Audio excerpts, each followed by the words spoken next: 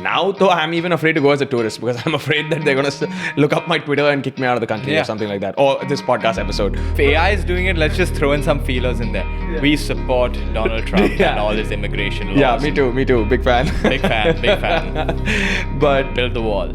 Yeah, do whatever you want. Just let me back in so I can see my brother. Make this into a short. Tag Donald Trump at the immigration department in the US. Quite frankly, you think this police officer learned to say that about slum kids because she hadn't received complaints before from people? From a bunch of Indian Karens? Yeah, Indian Karens. She's doing it because her stakeholders are likely Indian Karens who've said like, ye sab nahi chahiye. Because the other big way people look at these MBAs, hey, it's not just about, say, the education or even network. It is your ticket and for access to jobs in the foreign market, which can eventually lead to emigration. Yeah. Sometimes it's really dumb stuff. Like you'll see a newly cemented paved thing, and then there's just some like dude's chappals marks like straight through it. What do you think of this like Indian civic sense? You think it's like all memes or like people are just awful? No, I think we are particularly bad at civic sense. And I think like, look, I mean, it sounds like It's Always Sunny in Philadelphia or SNL skit. But the idea was that like people are throwing trash around public trash cans. So let's like remove public trash cans so that, I swear. Welcome everyone to another episode of The Overcorrection. Puru is back. Great to be back. I miss the Overcorrection fam and I miss Rohan. So it's really good to be back. It's great to have you. This episode today is not sponsored by Khatta Meetha, but we did want to give it a shout out for being one of the greatest inventions that has come out of India. Yeah, shout out Haldiram's. I know you've had some good funding rounds. Makes sense. $10 billion valuation. I think, $10 billion valuation. Crazy. I think them, like these masala companies, there's so much, so much happening. I feel like being away almost for 6 months.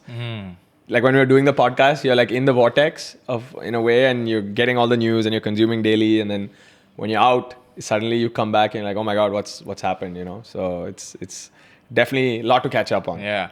And speaking of some things that you miss when you go abroad, you don't think about it living in India, but I had American cousins who would come here and just hoard Limca. Because they're like, we don't get Limca there. And they love Limca. Yeah.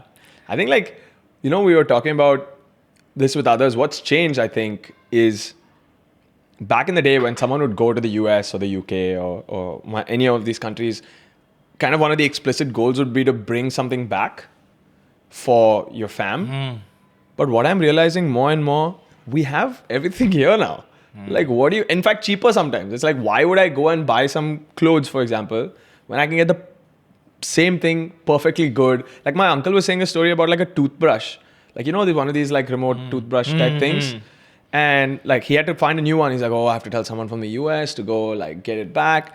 And then he like looked on Flipkart and it was like half the price in India. I was like, okay, times have changed. Do you think the reverse thing is happening where the Indian diaspora abroad, they used to like make people stuff their bags with theplas, and now you probably get like amazing homemade style Gujarati theplas in New York City? 100%. But anyway, so I have to, before we get into any of the other stuff, like I have to ask, last time when you left Mumbai, you went to Goa. Yeah. Where did you go this time? Yeah, man, I think I need to cut my passport after this. I need to just stay in one place. I think it's the reason why I'm not getting married. But that's a whole other discussion. But so I was in Goa, as you know, and we did that really fun episode with Adi. Shout out. I think workplace culture in India is still toxic. So we've not moved too far from that episode. But I was in France. So I was at doing an MBA program there. So I finished the first 6 months. And now I'm on the summer break, after which I go to Singapore for the last 4 months. So it's been an amazing experience. I learned a lot, but I think a lot about how to approach these programs and a lot of learnings, I think, on life and decision making. I think that's been something that I've been more acutely aware of, right? What do you need to think about on the home front, on the financial front, on the family front, on the life front before you make a decision like this? So I think that's been maybe arguably even a bigger reflection than the education there itself. But yeah. So I don't work in a field where an MBA could possibly help me. I work in a creative field. It's one where even my existing bachelor degree probably doesn't count for shit. But in general, when I ask people who are doing MBAs, it's often looked at as, you've worked 2, 3, 4, 5, 6 years, sometimes in a corporate, 7 years. You can work up to 10 years in a corporate and feel that, hey, I've reached sort of a plateau, which I will only be able Correct. to break with one of these prestigious MBA programs. Yeah. After which I can pretty much expect maybe a 2 to 4x jump in my salary. Yeah.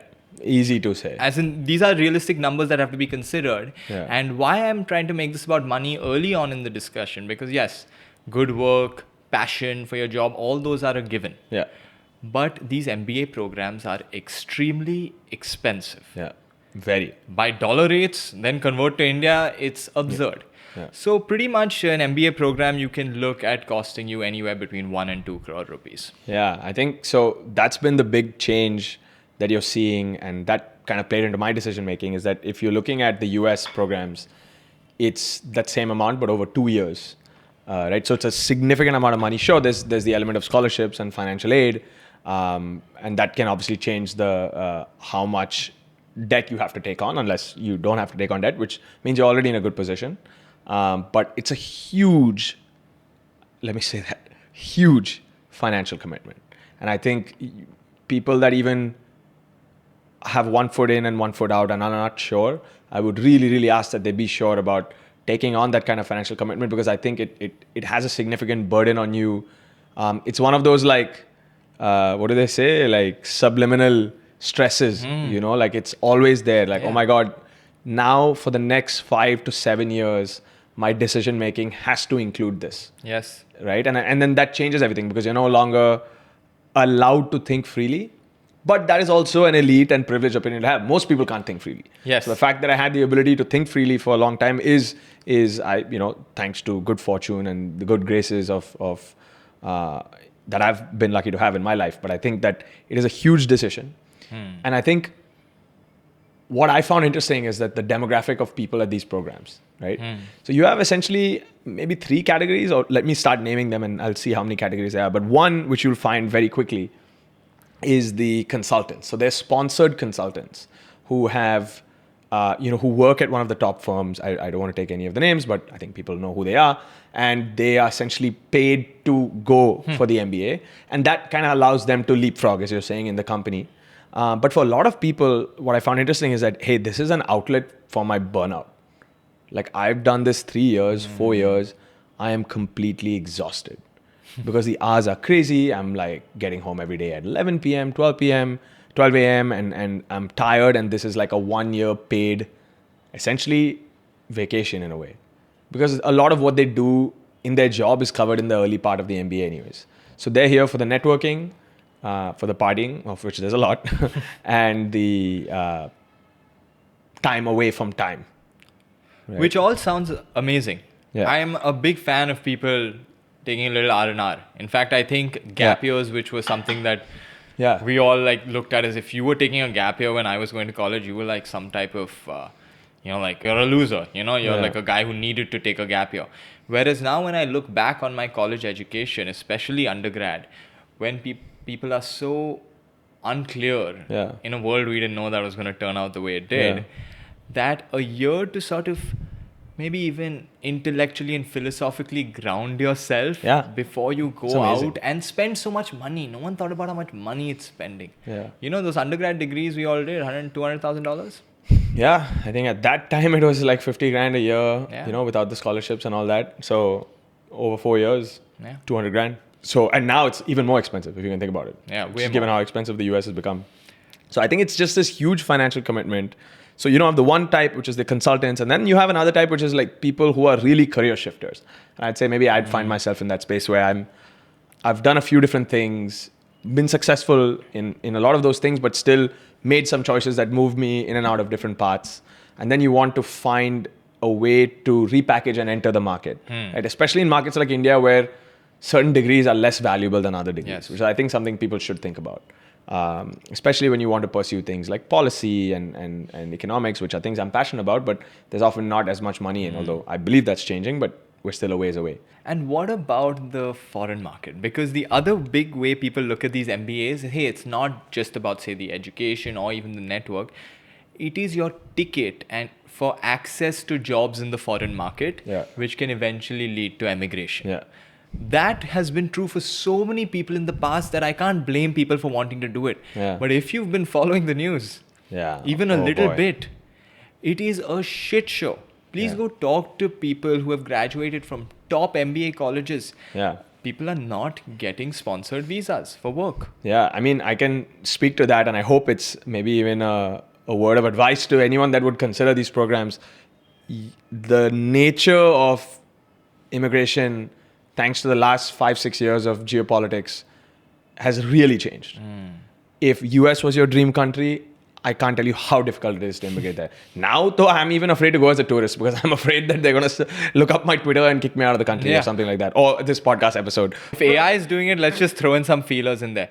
We support Donald Trump and all his immigration laws. Yeah, me too. Big fan. Big fan. But Build the wall. build the wall. Yeah, do whatever you want. Just let me back in so I can see my Krish, brother. make this into a short. Tag Donald Trump and the immigration department in the US. So you know what I mean? It's like it's such a globally difficult time to be mobile, I think.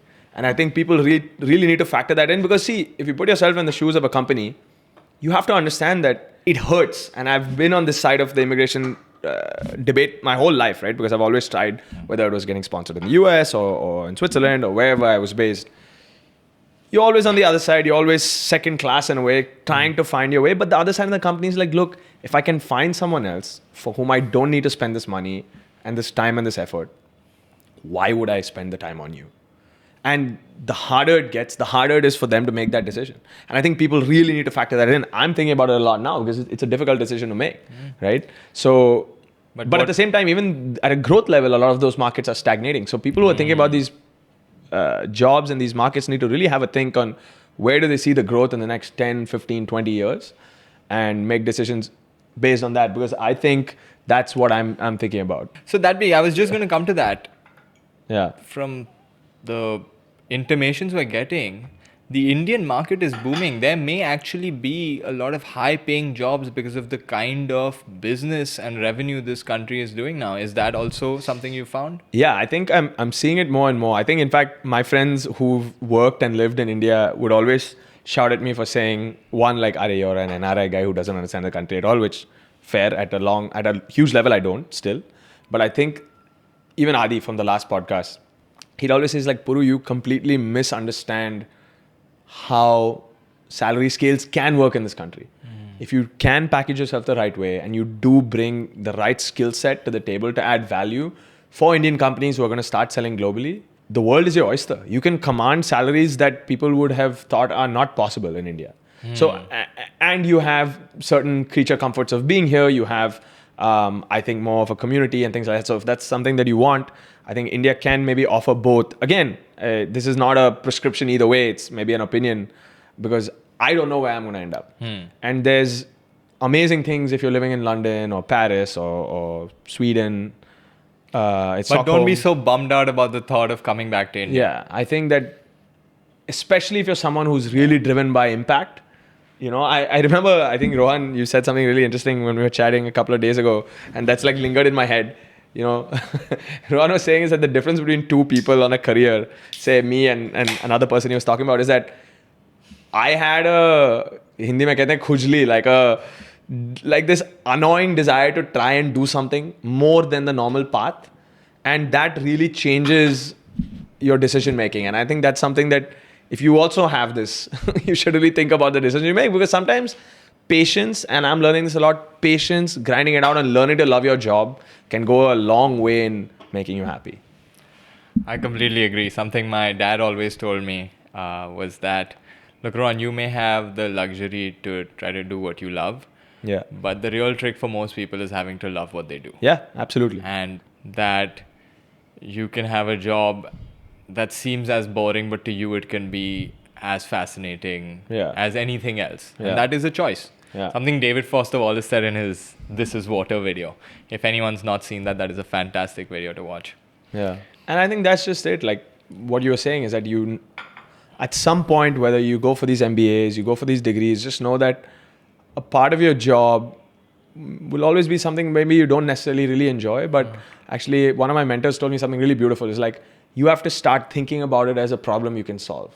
Okay, my job is too mundane. Okay, maybe I'm viewing it through a lens of it being mundane. Can I think about it as, okay, daily I'm coming and solving a problem? And again, not to preach to the choir. This is as much as a lesson for me as anybody else, but something we should think about, I think. You know, and I hope that's something I can think about more and more as I explore the job market and think about where to be. But well, we hope Puru comes back to Mumbai selfishly. That'd be great. That'd be great. Although I would say like 6 months in France is great, but you do really miss the food in India. I mean, no khatta meeta for sure, but not much flavor really. So I'm happy to take anyone on. I think we've talked a lot about decoloniality. At some level, everyone's like, oh, but like French food. No, I disagree. It's not that good. Sorry to the French people. Yeah, I mean, like, I never even saw the appeal. It always felt so bland. It's like bland and buttery, but the techniques are like apparently very good. They must be. The food is sucks. You better impress me with some tech. Oh my god! It's like that's what you want to hear about food, is that it was prepared with some technique. I was like, it doesn't taste good. Yeah. My friend was like, oh, but you know, like, you heard the word julienne of carrots. Like, julienne comes from French cuisine. I'm like, great, but the carrots still don't have flavor, dude. Like, I'm sorry, there's only that far my imagination can go. But all that to say, it's good to be back. I think I'm always happy to be back. But what I want to ask you, Rohan, is following, and this is something I've always said on the podcast. If you go back many episodes, you can hold my hand to the fire on this. I think I tend to discount or take with a pinch of salt opinions of people who don't actually live here when they talk about the country. And as hard as it is for me to admit, for the last 6 months, I've not been here, right? So I've only been following from afar, although as a keen follower. But what's been up? I've seen some good things. I'll tell you, I took the Mumbai Metro Line 3 Aqua Line from the airport to here or to Siddhivinayak Temple, and it was 17 minutes. And I cannot imagine that. I was telling my family, and they're like, that's some journey that could have taken hours back in the day. So 17 minutes from the metro, from the station to Siddhivinayak metro station, and then another 42 minutes to travel 3.5 kilometers by car to his house. See, so that's the take I'm more keen on, is like, what have I missed? I know that Rohan has been holding the fort, and there's been some great content on the civic infrastructure problems. But what's been up, man? You know, when I started looking at, hey, what can I honestly give my opinion on? Like, I don't know what's going on in this parliament, and it's messy and all these different this, and I don't know. And even if I was to sit and do research, I was like, does this affect me? And I started looking around the city. It's like, sort of, instead of scrolling my phone on Instagram on my car ride, I started looking out of the window, because I was like, half the stuff I'm seeing is about Mumbai's horrible infrastructure. Anyways, I was like, why don't I just look outside the window and see it live? And as I've started walking around, this one particular thing has started bothering me. Because I don't know, maybe they shouldn't cut these mangroves for the coastal road extension. Maybe they should cut these mangroves and do compensatory afforestation somewhere else. I don't know what the right decision is. Smarter, more technologically adept people than me can make these decisions, and I hope those are the ones who are making them. That's all I can say about that. Yeah. But I've been seeing these, like, just a random road. Start looking around, just walk. Wherever the next time you're on a public footpath, God forbid, you have to do that at some point. Please look at the tiling and notice that there will be like 150 tiles laid out fine. And then suddenly the 151st tile, it's like propped up 2 inches and tilted to the side. How do you do that? Whoever made that road. And that's every road. There is a big finishing issue. You say you're building a road, but there's no finish. Like, why doesn't it look finished? And it seems to me that at some point because this comes down to like almost an attitude of people working there. I'm not trying to blame laborers. I believe if we look for this finishing issue, we'll find it in all our own behavior. And actually, not to cut you off, but to point right to that issue, there's been a movement on X, actually, that I've been seeing, and it's actually getting a lot of traction around civic infrastructure. And the idea is that, look, it's not the laborers. For every road, can we have a placard or a sign saying who was the company that did it? That's it. Who was the contractor that was chosen to do it, and who was the MLA responsible?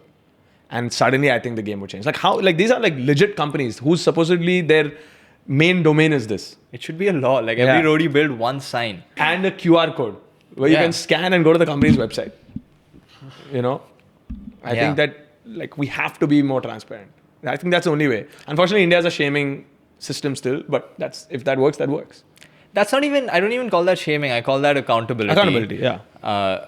And I think that's a fantastic issue because I've heard some really weird opinions. I call them opinions because I have not fact checked these things, but things like the Sea Link was made with a different road making procedure than the coastal road. Okay, so they use like full like 100% concrete or whatever to make the Sea Link. Okay. It's apparently not had like it's never had a pothole. Now when you think about it, have you ever seen potholes on the Sea Link? No, yeah. I've never seen them. So in like over a decade, the Sea Link has not had potholes, and apparently the coastal road is made with like cheap tar or like some type of subpar construction materials. That's why 1 year in you already have potholes. Yeah, I think for me that's like the constant trade-off because the problem people had with the Sea Link, which no doubt has its roots in government bureaucracy and inefficiency and dare I say the big C word of corruption, but it's a bridge of half the length or quarter of the length of the Trans-Harbour Link, and it took you a decade.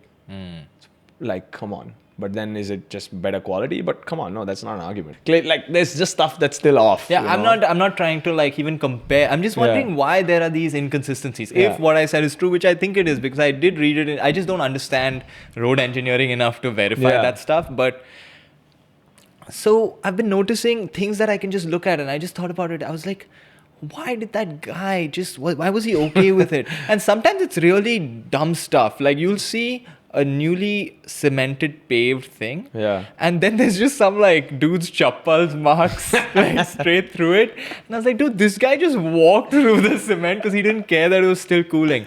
Now, did someone forget to put a sign there? Maybe. Which is the government's fault. Did the government put a sign and did some dude not care? Yeah. So possible. What do you think of this like Indian civic sense? You think it's like all memes or like people are just awful? No, I think we are particularly bad at civic sense. And I think like, look, that's why even, and here's my point.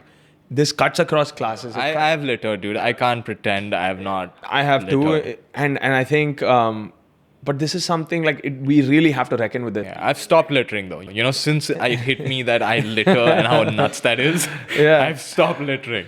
But all that to say, I think that we have a civic sense problem, whether it's crowding airplanes, standing up when the air hostess says to sit down, when we are not willing to queue and we're not willing to just follow basic rules, man. I mean, there's only that much a government can do. So then the government actually governs the way that it knows it can work with the people. Yeah. How many more white people need to come to India and make a video of a trash can around which he finds trash? Yeah. Right, that's the whole thing. It's like, look at these guys. There's a trash can right here, but this chai tapri 10 feet away, everyone's still throwing their paper cups on the floor. Yeah.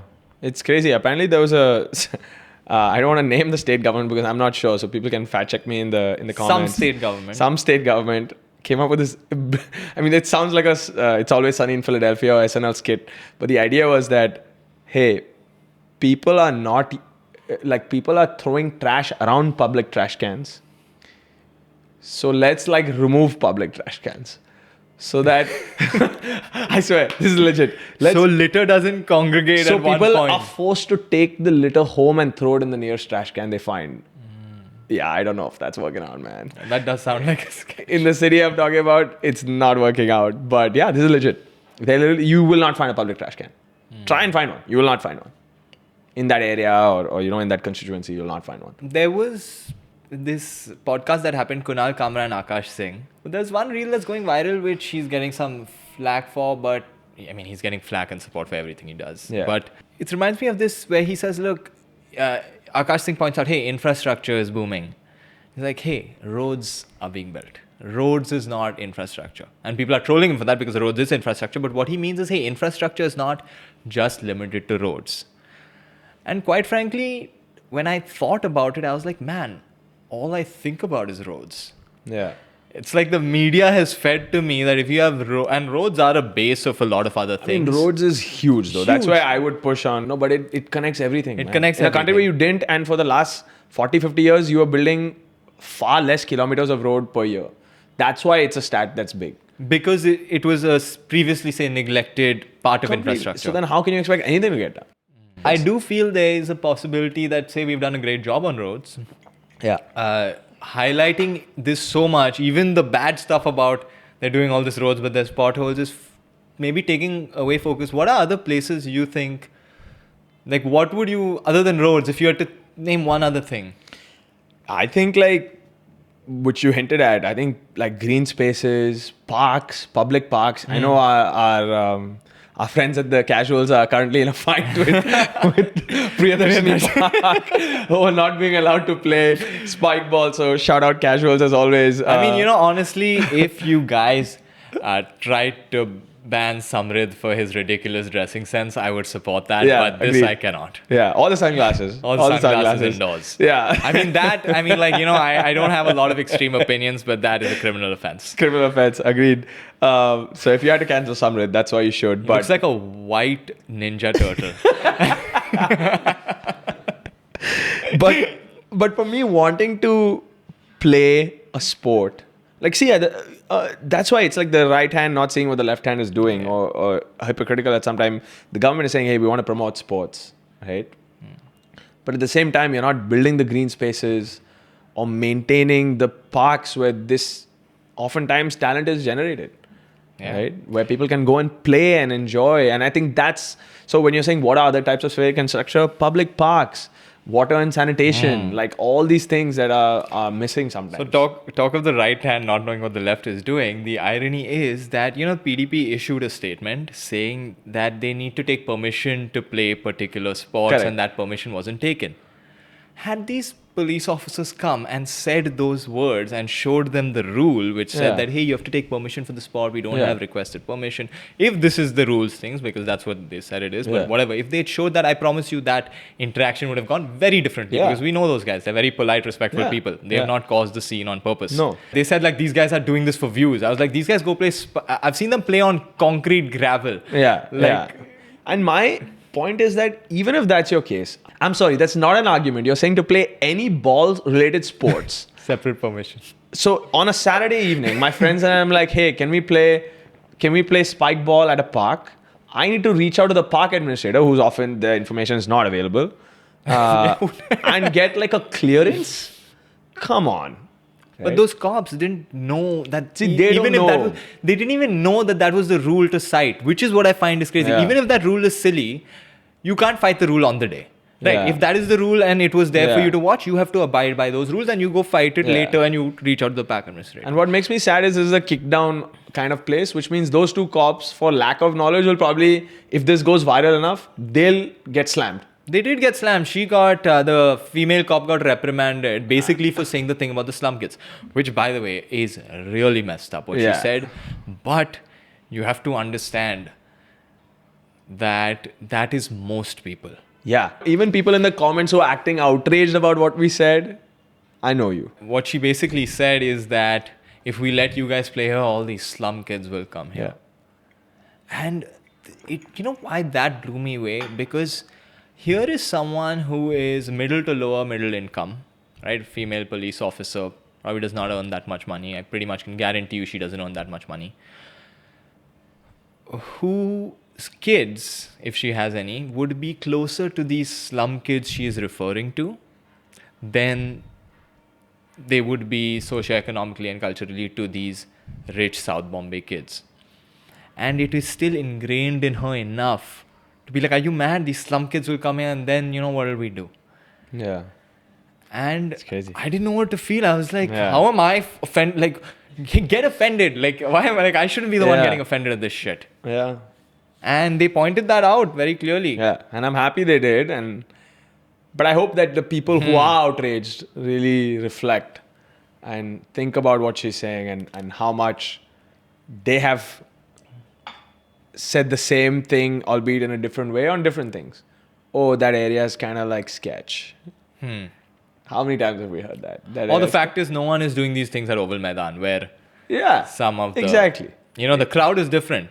Yeah. Quite frankly, you think this police officer learned to say that about slum kids because she hadn't received complaints before from people? Yeah. From a bunch of Indian Karens? Of course. That's the thing.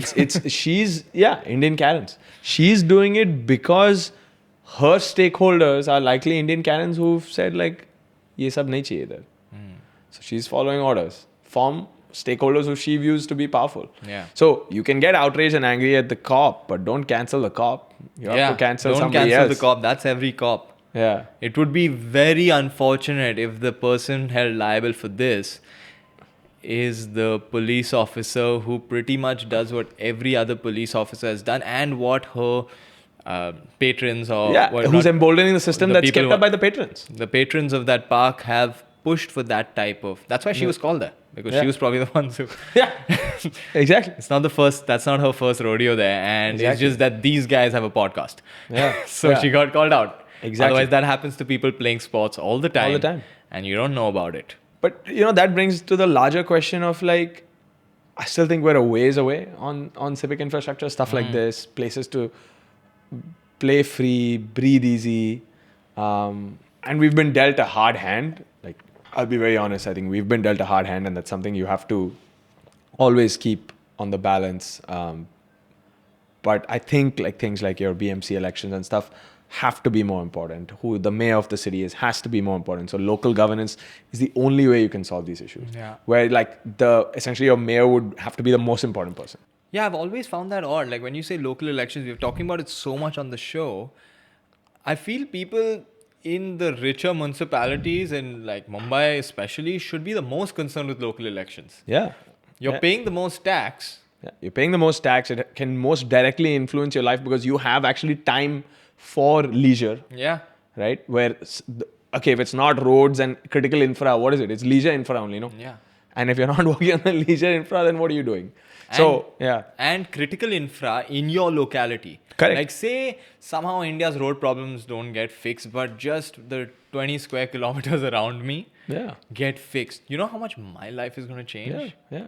So you can do good for the public, it's still going to affect your life. That idea we talk about, like enlightened altruism. Like if all those people out there get rich and have better lives, they will stop littering, they will stop polluting because they'll have more spare time and peace of mind to engage in better civic sense. Yeah. And you can tremendously change your life with local governance. So I actually don't care who the next chief minister or prime minister is going to be as much as I maybe care about, say, the municipal commissioner / if the mayor of Mumbai can get more executive powers in the governance of our city. Exactly. Like, in fact, if the overcorrection had to give one message to everyone that watches, because we know we get a lot of South Bombay, South Delhi, South all places, but to my South Bombay and South Delhi friends, I know you all care a little bit more right now about Zoran Mamdani and his run for being mayor, but I hate to break it to you, that's not our country. So you might want to think about your mayor here instead, because that would be, this stuff starts at home.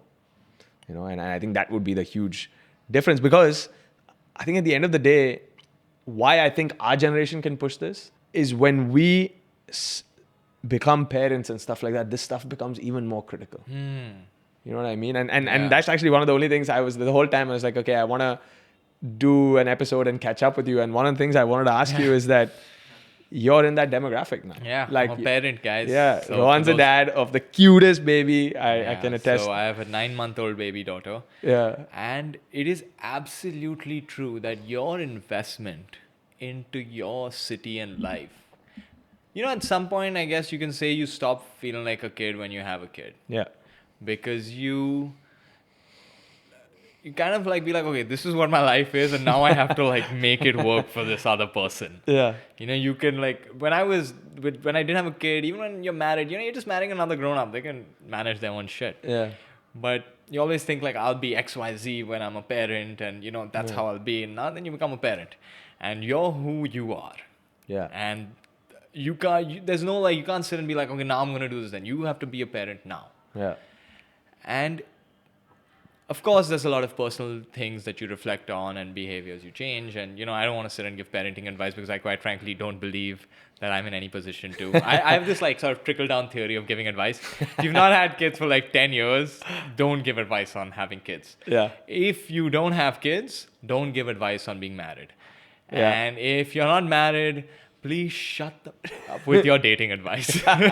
Because you have not finished the game or task of dating to Correct. tell me how to be good at it. Yeah, I love that. So man. in that sense, I will not be giving any advice on having children. But here's what I do want to talk about is the whole schooling system. Because Yeah, now yeah, what is that like as a- now when as a I new think dad? about school, I don't think about my school. I think Yeah. about her school and what that's going to be like. And it turns out it's starting far earlier than I would have guessed. My kid is enrolled in a school. Wow. Well, in a nursery. Yeah, nursery, yeah. And I've noticed this with generations. I asked my parents when did they first go into some type of institution of education. Yeah, organized learning For them, establishment. it was that lower 1 kg. That's where Yeah. they started. Our generation, 90s kids, we went to nurseries Yeah. 3 years onwards. Now, the norm is 16 to 18 months. Wow. Okay. So here's how it's pitched to you. If you get into this preschool, this preschool gets sorted admissions into Cathedral or Dhirubhai Ambani or this other amazing school. If you get into that school, then you can join the 11th and 12th IGCSE course. Now that school has the best admission rates into Harvard. So please get your kid into this nursery so that she gets admission into this preschool, so that she gets admission into the school so she can eventually go to Harvard. Low-key, this is what they say to you. Wow. And they guilt you into thinking that if you don't put your kid into this, they're like going to be some left behind child. So if she doesn't get into this preschool, she's not going to get into Harvard. Harvard. This is not exactly what they're saying. But short of telling me this, you cannot say why it's so important she goes to one of these two schools. Yeah. Because then I'll ask, why is it so important that she goes to Cathedral? Or that she goes to Dhirubhai Ambani? Yeah. Which to me are like the two best schools in the city. Yeah. You know, like the most lauded, the place you'd want to be at. Yeah. They ask on the admission form which school you would like your toddler to get into. Get into, okay. Then they ask, did either of you go to one of those schools? Now here's why they're asking. They're asking this because if you want to get into, say, Cathedral or Dhirubhai Ambani, and one of the parents went to that school, that child is far more likely to get into that school, which in turn reflects better on their conversion rates. Correct. And they can advertise a school that has 100% acceptance into XYZ schools. So I'm saying XYZ, Cathedral and Dhirubhai. Correct. Yeah. It's the same legacy system that eventually got created in the US, right? Yeah, basically that. I'm just saying, look Yeah. how early it's starting. And, Yeah. and these are the most progressive people in the Correct. country, right? Yeah. The most progressive education systems, which Yeah. we all look up to globally as your liberals, Yeah. which I actually think I am one. Yeah. I mock it when I say it like that, but because of things like this, which is that the Scandinavian countries don't allow education till like 5. Yeah. Yeah. They're like, bro, this is where Yeah. you have, you have it at home. Now, by the way, there is a 10-month option called mother toddler. sorry, that's patriarchal. Yeah, that's sexist, and patriarchal wrong. It's wrong. That's me being patriarchal. It's called parent toddler, gender neutral parent, gender neutral toddler. And they're called not mothers, they're called birth givers, please. Gender neutral birth giver. No, it's a parent toddler class, and they encourage dads to go. There are dads who go. Yeah. In fact, this generation of dads, by the way, I don't follow any patriarchal norms. I do everything I want to for my kids. We are in a different generation now. Yeah. I genuinely feel the generation we are in, Yeah. fathers should do more after birth because we can't do more before birth. Yeah. Yeah. So I treated the other way. Like, she did what only she could do. I must now do extra. So I don't believe at all in this thing. So it is a parent-toddler thing, but it's a parent-toddler class that you'll pay like 2 lakhs a year to go That's to. crazy, man. The cost. That's crazy. Look, if this was some free thing the government was providing with education and these kids, I would then not be saying this. But I forgot to, I neglected to mention this small factor Yeah. of paying Like an exorbitant amount for this. 3 to 5 to in the upper echelons of society where all the star kids and all are going to this little nest, 12 lakhs a year, but still at an Wow. average of 5 lakhs a year, to go to a premium thing 180 days a year, 2 hours a day. Crazy. So if it did not come with this heavy ticket, I would be like, wow, what a great social program. It's nice, free. But one, to put such a heavy price tag on it, okay, which people who are rich, and if it doesn't affect you, like it's just it's a tap of water that is never going to run out, great.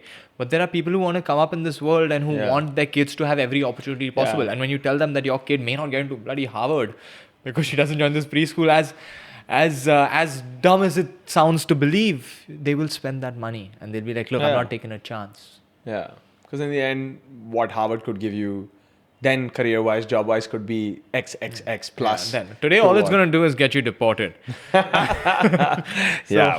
that day, I spoke to someone who was taking his daughter, who's now 18, to Harvard. And I was like, man, that's like the be careful. It's only worse than Columbia, who's in an open war with. Harvard is really Harvard is in the open war. Yeah, exactly. But I always reminded of this joke, and we can cut it out if it's not funny. But this comedian Manik Manna would say, I love these social programs where they say, we're going to fund, if everyone pools in money, we're going to fund the full education of one underprivileged kid. And he says in Hindi, he's like, यार किसी ने एक बार वो बच्चा को पूछा क्या तेरे को स्कूल जाने के लिए लाइक आदमी चिल कर रहा है एंजॉय कर रहा है लाइफ को और तू बोल रहा है नहीं यार तू अभी सुबह से शाम तक स्कूल जाना पड़ेगा इट्स पेड फॉर तेरे को जाना है लाइक पूछ लो ना एक बार कि जाना है कि नहीं तेरे को school but I don't know if that's kosher and no that's kosher because of course I don't mean to joke about this underprivileged kid situation but someone asked me hey why do you want to go to school like someone asked me at 17 yeah I don't think I would have a robust, concise answer. Not that a 17-year-old has a robust, concise answer to anything. Full offense, Krish. He's 18 now. Yeah. Necessarily a clear, robust vision of, do you want to go to school? Okay, why would you want to go to school? And some type of grounding can really make that college experience can be amazing. Look, I'm not shitting on the US college experience. I'm in fact shitting on myself for how underutilized it was. Yeah. Due to a lack of this grounding. There are people I know who used it to the full extent, but I know a lot who didn't. Yeah. Who didn't know what opportunity they had, what they were going through, what was there to learn, what all that money was worth. Because Indian parents have this thing where they don't like talking about money. Mm-hmm. So it's always like, listen, you just study and you do your sports, there'll be money. If you ever need, you'll never need money so you can be free to study. It wasn't a way to spoil you. It was saying that, hey, focus on your studies. Yeah. But there was a conversion issue that happened in our generation because of tech and whatever the hell happened between 2005 and 2015. Yeah. That made 2016 onwards a real mismatch for a lot of what people had done. Yeah. And I think... And you're going to see it even more and more. So I think it ties back into pretty much almost everything we've touched on with the advent of things like AI and how that'll change even the nature of work and the nature of education. Let me tell you, even in my MBA program, I don't know how many people can go a day without using an AI tool to support them. All this taken into account, how you assign monetary value to these programs, how they can change your life, how they can augment your life or destabilize your life. I think these are huge questions that people are going to have to reckon with. I almost say like we kind of had it easy. We were the last generation that lived 1 foot in the other world. But now if you're growing up with an iPad and you're a father, you're going to have, your daughter is going to grow up with technology. Yeah. This is going to be big questions. Yeah. Big questions. Like there's no keeping them away from phones. Like you're just going to create a fetish out of it if you hide it too much. Yeah, you can't. Yeah, a lot of big questions. But I think at the same time, as always, I would like to take the position that I want to still be optimistic. That I think we'll find a way to make this new way of life good. Yeah, I asked my mom the other day. My mom and I were walking my daughter down, and I was like, "Could you ever imagine 30 years ago when I was born?" 31 years ago when I was born, that this was the world that I was going to be living in. She's like, we could not have. We thought about it, but this is not what we thought. Yeah. And it's nuts. I don't know what to think. I was like, then how much use is me thinking about what she's going to have to live in? Because if I try to do that comparison, I was like, why am I planning for a problem I can't plan for? Or a solution, or like a plan that I can't make right now feasibly, because it seems kind of crazy. If the amount of difference happens in the world between the time when I was 5 years old and the time that I'm now 31 years old, and the time she's 0 to turning even 20, 30, yeah, imagine. I mean, what is the world even going to look like? Yeah, all we can do and hope for and pray for is that, we maintain a level head. You put the right foot forward with the right intent. I know we learned about that a lot in recent conversations. Just approach the world with the right intent, and hopefully that's the right way to do it. And to sum it all off, in 25 years, what has not changed? Haldiram's Khatta Meetha, killing it in the Chakna section. So the best Chakna. If I had to lay a bet on one thing that will remain to be true through my life, my daughter's life, and every other Indian's life, is that Khatta Meetha will remain king. Yep. I think that's the perfect way. I think that's the perfect note to end it on. Yeah. Guru and I are going to head to a party, finish the rest of the many beers we're going to have tonight there. Great to be back, Ron, on the Overcorrection. Tons of love again to the community for staying active, liking, supporting, engaging. If you disagree with us, we love it. Yeah, we have a lot of disagreements going on right now on this whole dog thing. I want to ban Rottweilers. People think I hate dogs. Yeah. Okay, we're going to have people on to debate this. We're going to have dog activists on. Yes. Animal welfare people. Let's see what it turns out to be. Puru is going to be in town for at least one more episode we are doing on Vedanta. Yes. Very excited for that. It's going to be really exciting. And perhaps one more where I think we're going to try to get Tanisha and him back in studio to just discuss, hey, what is going on? And we're going to take one locality. I decided we should do Worli. Great. Worli Prabhadevi. Because you live there, Tanisha lives there. I live there too. And I have lived there. I know Worli well enough to talk about it. And we're going to talk about, hey, who was the last cooperator for Worli? What did he or she do? Who could potentially stand? What should he or she do? Is there even a difference between the two people who are standing? Correct. Other than them being either on a Congress ticket or a BJP ticket? Yeah. If you can't find a difference, flip a coin. Yeah. Because that's all that matters to. If you can't find a difference, let's figure out what it is. Yeah. And if you already can think of one, hit us up in our comments. Please tell us, because I have no idea. I didn't even know who the mayor was of this city the last time there was a mayor in 2022 till I started researching it. Yeah. So really, it's a blank slate. No one is talking about this. We are going to stay tuned. Thank you so much, everyone. Thank you. I'm Ron Pranjpe. This is Purjit Gautam. This is the Overcorrection. Thank you for watching. Everyone, Thank you for watching.